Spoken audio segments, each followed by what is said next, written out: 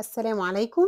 كل عام وانتم بخير. أسأل الله أن يبلغنا جميعا رمضان وإحنا جميعا في أحسن حال يا رب. بصوا بقى، شايفين القطايف الحلوة دي؟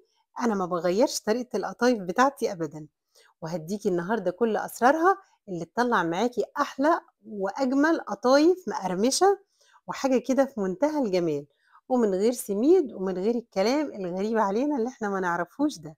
يلا بينا نشوف النهاردة هنعمل ايه وهنعمله ازاي، وأوعدك هتاكلي أحلى طبق قطايف حرفيا، هتدعيلي كل مرة تعمليه فيها. يلا بينا هنبدأ بالشربات. أول حاجة معانا كوباية ونص من السكر، وعليها كوباية من المية الباردة عادي، رشة فانيليا ورشة من القرفة، والاتنين مع بعض بيعملوا ميكس حلو. هنقلب كويس جدا وهنحطهم على النار 4 دقايق. 4 دقايق هنحسبهم من أول ما يبدأ يغلي. تمام. أول ما يبدأ يغلي هنسيبهم كده يغلوا 4 دقايق بالظبط، وبعدين نرجع لهم تاني. تمام كده، غليوا. يلا بينا هنحط بقى نص ليمونة، مش نص ليمونة كاملة، يعني عصرة ليمونة، وكمان هننزل بربع كوباية من العسل الجلوكوز. والعسل الجلوكوز مهم جدا عشان بيقلل تسكيرة الشربات. تمام. تمام كده، بعد ما حطيناه هنسيبهم 4 دقايق كمان وبعدين نشيلهم من على النار. يلا بينا نعمل بقى القطايف. معانا 5 كوبايات معيارية من الدقيق، ومعانا كمان 32 جرام من البيكنج باودر، ومعانا تلت كوباية من النشا. تمام. ومعانا كمان ذرة ملح، ومعانا معلقة كبيرة من السكر، ومعانا ملح. هقول لكم بالظبط دلوقتي هنستخدم ايه. هنحط ذرة ملح، وهنحط كمان اهو، دي هنا كده 32 جرام من البيكنج باودر وتلت كوباية من النشا، ومعلقة كبيرة من السكر، رشة فانيليا، وطبعا احنا حطينا ذرة الملح. تمام. هنقلب كويس جدا المكونات دي مع بعض. انا هكتبها لكم تحت في الكابشن او هكتبها لكم في الديسكريبشن بوكس. تمام. انزلي كده تحت العنوان بتاع الفيديو، هتلاقي سهم على جنب وهتلاقي المقادير موجودة فيه. تمام كده. يلا بينا بقى هنبدأ اننا دول عندنا مكونين مش هنستخدمهم دلوقتي. تمام. هننزل بقى دلوقتي كده أنا معايا 6 كوبايات من المية، مية فترة. تمام، فترة مش سخنة ولا ساقعة. هنبدأ بقى، حطيت في الأول كده 4 كوبايات، ويلا هبدأ بقى كده إيه، بالمضرب نقلب بإيدينا كويس جدا. ممكن حضرتك تعملي الخطوة دي في الخلاط، بس أنا بحب أعملها على إيدي علشان أبقى متمكنة من كل حاجة وأعرف قوام العجين كويس. تمام. هنبدأ بالشكل ده، نخلط الخليط كله كده مع بعض. القطايف المصرية الأصيلة مش بيتحط لها سميد أبدا يا جماعة. تمام. أهو بالشكل ده كده. تمام. أهو قلبي بقى كويس قوي، وتفضلي تقلبي كويس جدا. احنا حاطين 6 كوبايات لكن ممكن ما كناش ناخدهم كلهم وممكن نزود عليهم كمان. تمام. ده يا جماعة بيبقى على حسب الدقيق بتاعك. فإحنا حاطين 5 كوبايات معيارية، حطينا 6، بس إحنا لسه هنحتاج تاني دقيق لإن أنا حاسة إن الدقيق تقيل معانا. تمام. هو بيبقى زي كده خليط البانكيك شوية. تمام. وبعدين إحنا عاملينها بالبيكنج باودر، وده الأساس فيها. هنحط خميرة بس بسيط أوي، وهاعرّف حضرتك هتحطيها إمتى. إحنا كل ده ما حطيناش خميرة. تمام. هنا بقى دلوقتي أهو هنبدأ. إحنا سِبناها بقى شوية كده، وبعدين رجعنا لها بقى بالخميرة. حطينا ربع معلقة صغيرة خالص خميرة، وزوّدت مَيّة عشان أنا مش عايزة الخليط ده يبقى تقيل أوي، ولا تقيل أوي ولا خفيف أوي. تمام. حطينا الخميرة آخر حاجة خالص. بُصّي أهو، بُصّي هي عاملة فقاقيع إزاي أصلًا. أهو هنا بقى خلاص سِبناها 10 دقايق ارتاحت، وبعدين هنرجع بقى نحط عليها على طرف المعلقة، طرف معلقة صغيرة خالص baking powder baking soda، baking soda دي على طرف المعلقة آخر حاجة.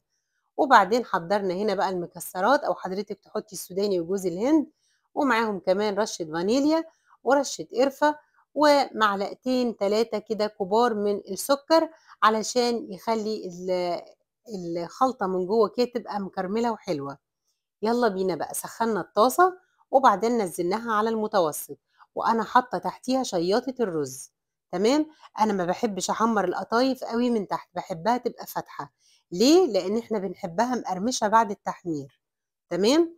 فلو حضرتِك عايزة تسيبيها تحمَر شوية هتسيبيها، أنا ما باحبهاش تحمَر، باحب أطلّعها تكون لونها فاتح شوية. بُصّي شايفة الفقاقيع بتاعتها أنجح قطايف ممكن تعمليها.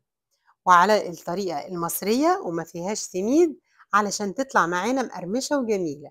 بُصّي الجمال، وزي ما قُلت لِك لو حضرتِك عايزة تحمّريها شوية من تحت تمام حمّريها، ولكن إحنا بنحبها مقرمشة، بنحمّرها في الزيت زيادة شوية عشان تدّي قرمشة، علشان كده مش باحب أقرُص عليها في السِوَى الأول، تمام. بتحطّي واحدة، واحدة كده شوفي الشكل جميل إزاي، بُصّي تحفة. ولونها كمان بيفتح لمّا بتتحط تحت الفوطة، طبعًا بتطلّعيها على فوطة وبتغطّيها كمان بفوطة، تمام. فلونها بيبدأ يفتح كمان أكتر، وهو ده المطلوب. طبعًا أنا بافرّزها لطول شهر رمضان، تمام. بُصّي أهو، شايفة شكلها؟ ناجحة وجميلة جدًا. ممكن تعملي واحدة و2 و3 يبوظوا منِّك مش مشكلة، لكن افضلي مستمرة، يا إمّا تخفّفي شوية، يا إمّا تسيبيها ترتاح شوية، بس هتطلع معاكِ تحفة. بُصّي بقى أهو، معانا طبق مَيّة وفيه معلقة من الدقيق، معلقة واحدة، وبنقفّل بيها الطروف. ليه باعمل الحركة دي؟ عشان يدّيني قرمشة زيادة للطروف بتاعة القطايف، وفي نفس الوقت إحنا حاطين نشا علشان ما تجلّدش مننا ولا حاجة، وتلزق مع بعضها كويس، ولكن بتدّي يا جماعة يعني حاجة حلوة جدًا في القرمشة. هتشوفي حضرتِك دلوقتي وأنا إيه بعد لمّا نسويها.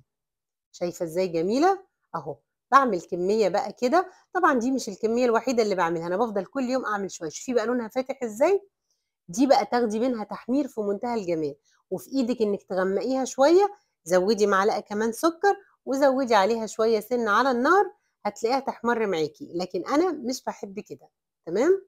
أهو، بين كل راق وراق باحُط بلاستيك wrap أو تحُطّي كيس بلاستيك علشان تقدري تطلّعيها بعد كده الكمية اللي أنتِ عاوزاها بسهولة. أنا باحمّر قطايف في رمضان كل يوم every single day باحمّر قطايف، ولادي بيحبوها fresh، تمام؟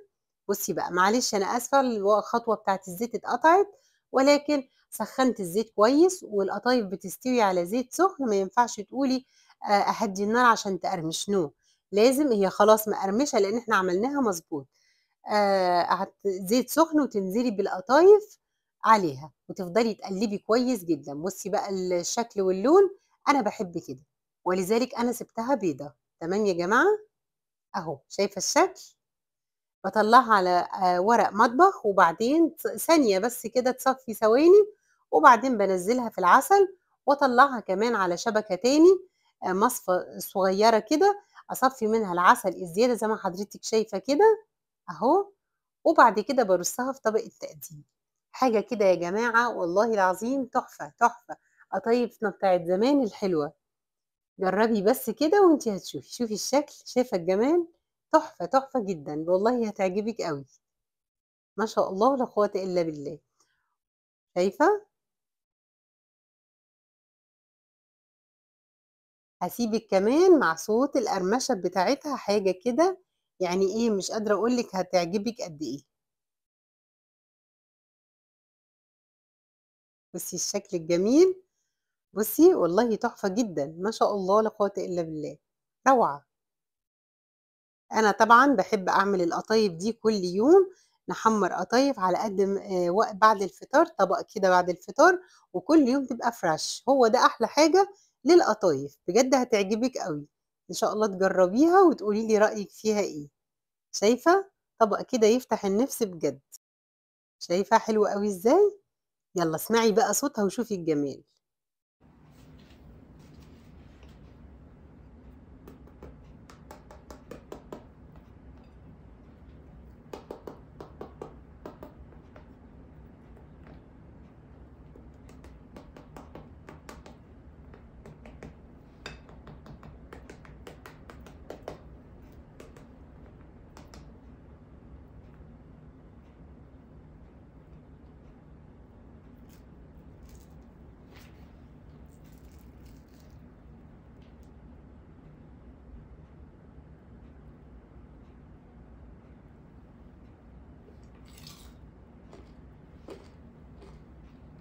جربوا الوصفة واشوفكم في فيديو جديد، والسلام عليكم ورحمة الله وبركاته حبايبي.